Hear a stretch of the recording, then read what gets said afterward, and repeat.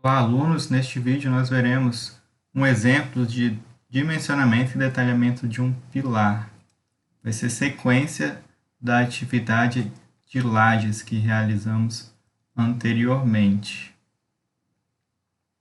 Neste exemplo, nós temos a planta baixa com 3 lajes, a edificação com 2 pavimentos e é feito o pedido para que se realize o dimensionamento e detalhamento do pilar 5. Nós iremos determinar a carga de todos os pilares e realizar o dimensionamento e detalhamento do pilar 5. Os dados são os mesmos da atividade de lajes, porém com o FCK dos pilares que será utilizado será 25. Como que eu determino essas cargas? Para determinar as cargas nos pilares, eu preciso verificar as reações das vigas nos pilares. As cargas, elas são aplicadas diretamente nas lajes, as lajes transmitem as cargas para as vigas e as vigas para os pilares. Então, nós veremos as reações das lajes nas vigas. Isso já foi determinado na atividade de lajes e nós iremos utilizar esses valores para encontrar as cargas que foram transmitidas das lajes para as vigas. Então, tenho aqui todas as reações de apoio que nós determinamos na atividade anterior. Então, vou verificar as reações das vigas nos pilares. Aquelas reações demonstradas nessa imagem são as reações das lajes nas vigas. E agora eu quero determinar a reação da viga na laje. Então, preciso encontrar as reações de apoio de uma viga que está apoiada nos pilares. As cargas que estarão atuando nas vigas são as reações das lajes, demonstradas anteriormente, o peso próprio da viga e a carga de alvenaria da parede que está apoiada sobre essas vigas, que não são consideradas no cálculo de lajes. Então, o peso próprio da viga, a viga na planta de forma indica que ela tem 14 por 50 vezes o peso específico do concreto. Então, ela tem um peso próprio de 1,75 kN por metro. Já a carga de alvenaria, utilizando uma carga de 180 kg por metro quadrado de alvenaria, ou 1,8 kN por metro quadrado, multiplico pela altura da parede, que seria o pé direito 2,80 menos a altura da viga, 4,14. São os mesmos valores que vocês irão utilizar na atividade. Então, eu tenho as cargas, o peso próprio, carga de alvenaria, mais as reações da laje. Então, eu vou verificar a primeira viga 1, que é essa viga que está apoiada no pilar 1, 2 e 3. Então, eu vou rodar essa viga no F2 para encontrar as reações de apoio. Essas reações serão as cargas que a viga 1 estará transmitindo para o pilar 1, pilar 2 e pilar 3. Quais cargas que eu vou utilizar como carregamento dessa viga? O peso próprio, 1,75, carga de alvenaria, 4,14, mais as reações da laje. No primeiro trecho, entre o P1 e o P2, eu tenho apenas 4,3, que é a reação da laje 2. Já no segundo trecho, eu tenho a reação da laje 3 e da laje 1, 6,1 mais 10,3. Então, eu somo todas essas cargas e vou encontrar aqui a carga total para calcular as reações de apoio nas vigas. Então, tenho no primeiro trecho 10 e 19, no segundo 22 e 29. Calculando as reações de apoio, eu tenho aqui que a minha viga 1 vai transmitir uma carga de 10 kN para o P1, 107,6 kN para o P2 e 50,8 kN para o P3. E eu vou realizar esse procedimento, esse cálculo para todas as vigas, para eu determinar todas as reações, todas as cargas que as vigas estão transmitindo para os pilares. Então, a mesma coisa para a viga 2. A viga 2 eu tenho um peso próprio, carga de alvenaria, no primeiro trecho 4,3, no segundo trecho apenas a reação da laje 3, 6,1. E para a laje viga 3, a mesma coisa, o peso próprio, carga de alvenaria mais a reação da laje 2. A viga 4, peso próprio, carga de alvenaria, a reação da laje 2 e da laje 3. Faço a soma, encontro as reações de apoio, 71,5 que vai ser transmitido para o pilar 5 e para o pilar 2. E a viga 5, peso próprio, carga de alvenaria, mais a reação da laje 3. Eu encontro as reações de apoio, que são as cargas transmitidas para o pilar 6 e o pilar 3. Então, em resumo, aqui eu tenho todas as reações.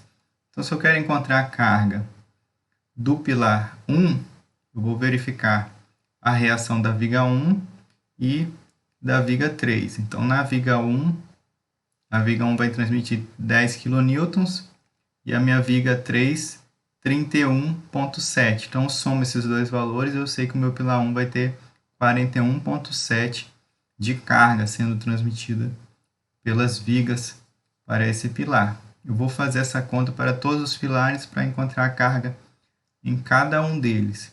Lembrando que essa carga é de um pavimento.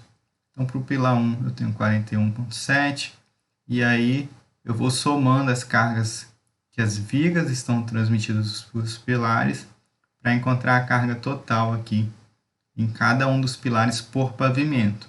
Se eu quero saber a carga total que vai chegar aqui na fundação, eu tenho que somar a carga de 3 pavimentos, que eu tenho 3 lajes, mais o peso próprio dos pilares. O peso próprio do pilar é a seção do pilar vezes a altura do pilar. Aqui no caso, para a direita é 2,8, eu tenho 2 pavimentos, 2 vezes 2,8 vezes o peso específico do concreto.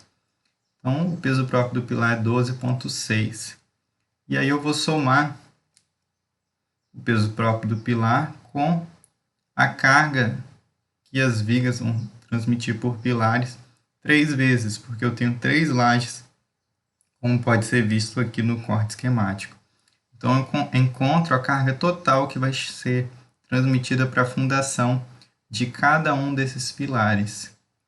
Nós iremos determinar o dimensionamento e detalhamento do pilar 5 com a carga de 439,2. Então, seguiremos os mesmos passos que foi indicado nos vídeos anteriores.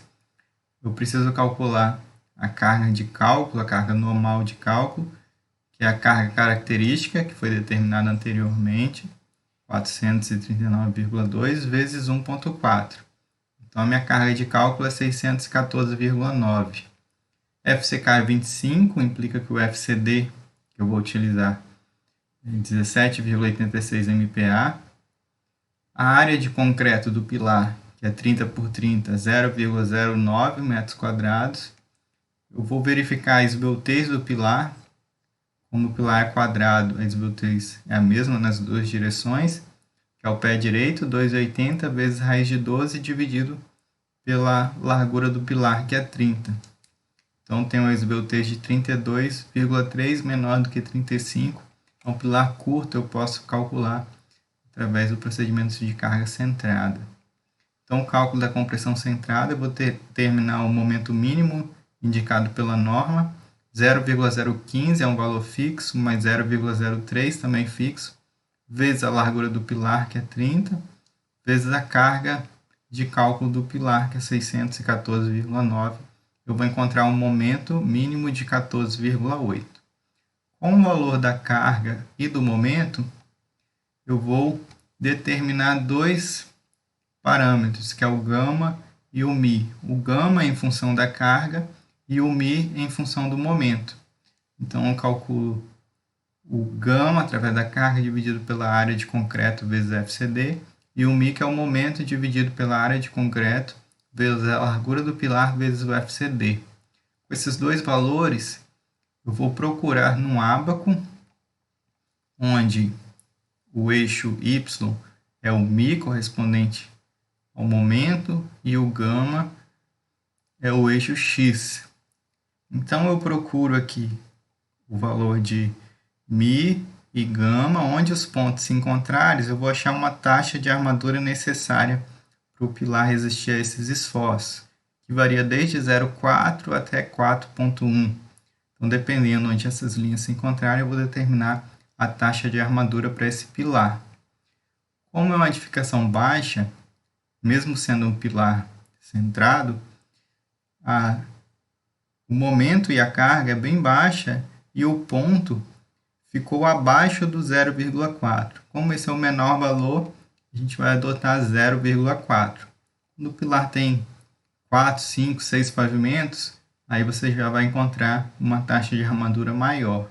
E a seção também está grande, 30 por 30, um pilar que resiste a uma carga bem maior do que a que está sendo solicitada. Então, 0,04, para encontrar a área de aço, é só multiplicar a área de concreto vezes a taxa de armadura, que no caso vai dar 3,6 centímetros quadrados. Então, essa é a área de aço que nós precisamos para o nosso pilar 5. A área de aço mínima é 4%, que é 3,6, o que foi encontrado, e a máxima 72. Então, nós iremos dimensionar o pilar, utilizar no detalhamento, no mínimo a armadura de 3,6. Com relação à bitola que nós utilizamos para os pilares, a norma fala que é no mínimo 10 milímetros e no máximo a largura do pilar dividido por 8. No caso, o pilar tem 30, dividido por 8, eu vou encontrar aqui 37,5 milímetros, que é o diâmetro que eu posso utilizar, o diâmetro máximo. Nas bitolas padrões que nós encontramos comercialmente, em pilares nós geralmente utilizamos no mínimo 10, como é indicado por norma, no máximo 25. 32 já seria mais para obras industriais. Nós ficaremos nesse intervalo. Para cada bitola tem uma área de aço correspondente. Então vou verificar quantas bitolas eu preciso para encontrar esse valor de 3,6. Como o pilar é quadrado, eu só posso utilizar valores que manterão a armadura simétrica. Eu não posso utilizar 6 barras, porque como o pilar é quadrado, vai dificultar para a obra com relação à posição dessas barras. Então eu utilizo 8 barras nesse pilar quadrado ou 4 barras. Para encontrar 3,6, se eu utilizasse 4 barras de 10, daria um valor menor do que 3,6. Então, se eu fosse utilizar a barra de 10, eu teria que utilizar 8 para ficar simétrico as armaduras. Ou eu utilizo 4 barras de meia, que aí eu já tenho uma área de aço de 4,9, que é um valor maior do que 3,6, que é o mínimo que eu preciso. Então, nós iremos adotar 4 barras de meia para este exemplo, que é as áreas de barras de aço longitudinais. Eu tenho que verificar o espaçamento entre as barras, no caso são só 4, e o pilar tem 30, então o espaçamento está bem folgado.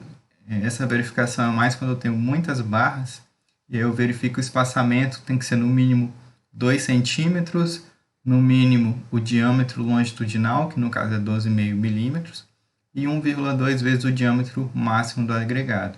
No caso aqui nós temos mais de 20 centímetros de espaçamento entre as barras, então não teremos problema com relação ao espaçamento máximo mínimo entre as barras, que poderia atrapalhar na questão da concretagem.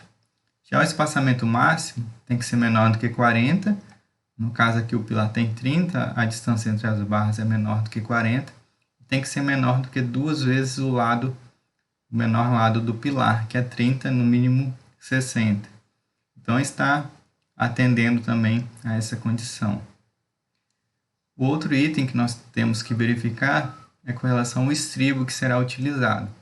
O estribo é determinado em função do diâmetro da barra longitudinal. Ele tem que ser maior do que 5 milímetros e maior do que o diâmetro da barra longitudinal dividido por 4.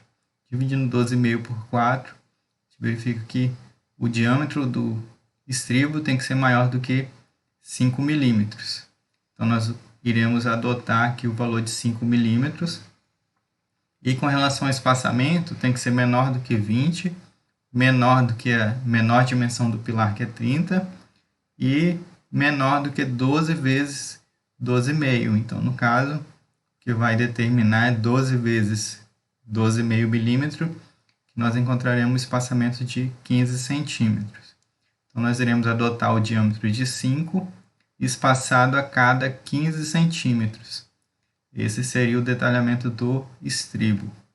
E aí nós temos o desenho final aqui para ser entregue, né, para o pessoal da obra conseguir executar essa armadura, eu indico aqui a seção do pilar 30 por 30, quantas barras longitudinais, no caso 4, quantos estribos, eu divido 2,80 pelo espaçamento de 15, encontro 19 estribos, com o tamanho, que é 24 vezes 4, mais a dobra para o fechamento do estribo, eu consigo determinar essas dimensões. De acordo com o diâmetro da barra, eu tenho o transpasse que eu preciso deixar para eu conseguir concretar um outro trecho do pilar. No caso aqui tem uma fundação, o primeiro pavimento, que é a minha primeira laje, e a cobertura. A cobertura é a última, eu não deixo o transpasse. O transpasse da primeira laje para a segunda, fica aquelas esperas passando da laje, é de acordo com o diâmetro. Se for diâmetro de 10, 40, diâmetro de meia, 50, diâmetro de 16, 60, diâmetro de 20, 80, diâmetro de 25, 1 metro. No caso, a diâmetro de 12,5 seria 50 centímetros, então 2,80 mais 50, 3,30 o comprimento total. Para a última barra, seria 2,80 menos o comprimento, então utilizou aqui o comprimento de 2,77. Então esse seria o desenho final para ser entregue. Na atividade, podem determinar até esse item a quantidade de barras e o diâmetro e espaçamento dos estribos. Então, um abraço, bom estudo para vocês.